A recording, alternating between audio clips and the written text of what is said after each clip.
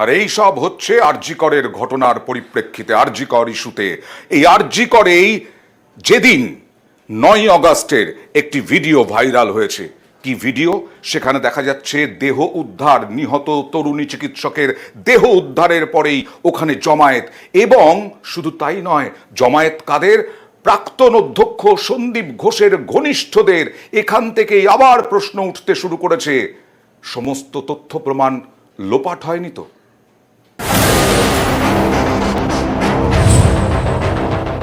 9 August seminar hall থেকে উদ্ধার হয় তরুণী চিকিৎসকের দেহ।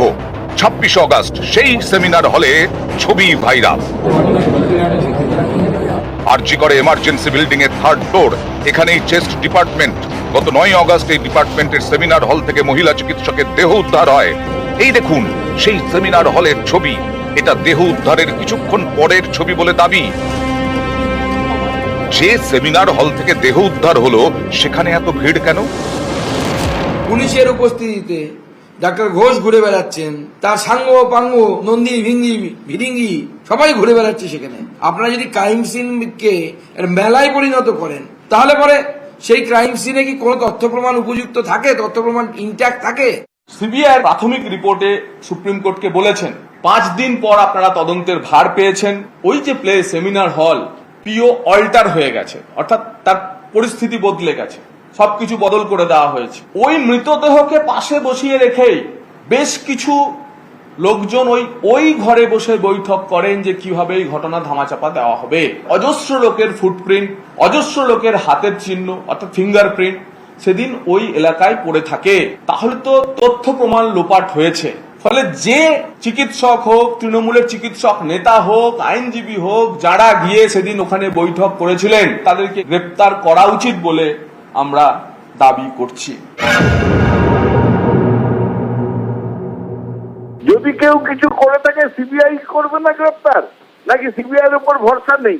আর ইনি যে কথা বলছেন যে সিবিআই বলেছেন, সেটা সবাই জানে। 5 দিন পর তারা পেয়েছেন, হাইকোর্টের নির্দেশে পেয়েছেন, এবং তারা হাইকোর্টেতেই কেস ডায়েরি তাদের হাতে তুলে দেওয়া হয়েছে।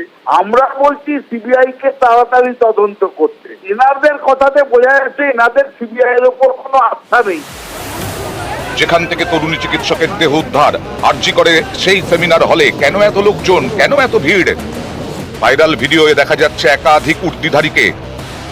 ইনি দেবাশিস সোম, আরজি করের ফরেনসিক মেডিসিন বিভাগের অধ্যাপক, সন্দীপ ঘোষের ঘনিষ্ঠ বলে পরিচিত।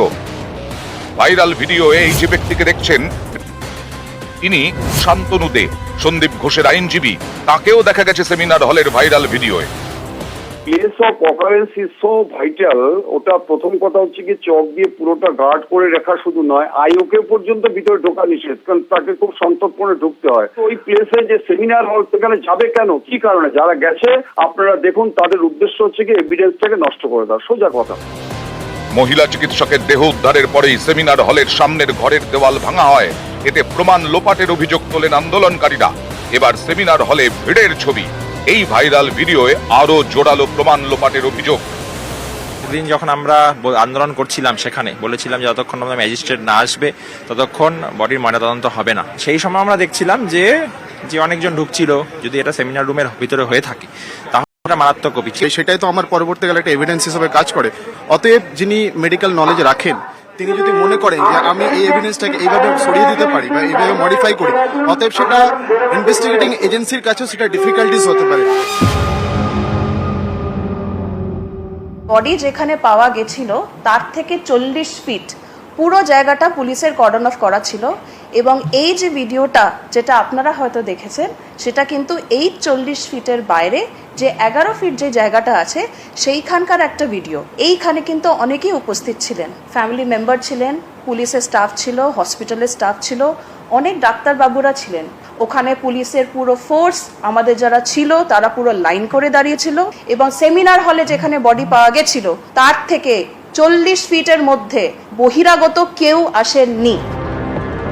নিউজ 18 বাংলা।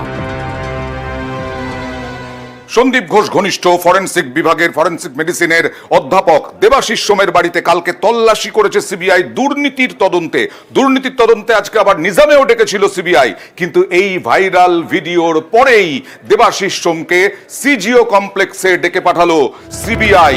দেবাশিস সোমকে এরপরে সিজিওতে ডেকে পাঠালো সিবিআই। নিজাম থেকে সিজিওতে গেলেন দেবাশিস সোম। আরজি করের ফরেনসিক মেডিসিন বিভাগের অধ্যাপক খুন ধর্ষণ ঘটনার তদন্তে দেবাশিস সোমকে পাঠানো হলো সিজিওতে।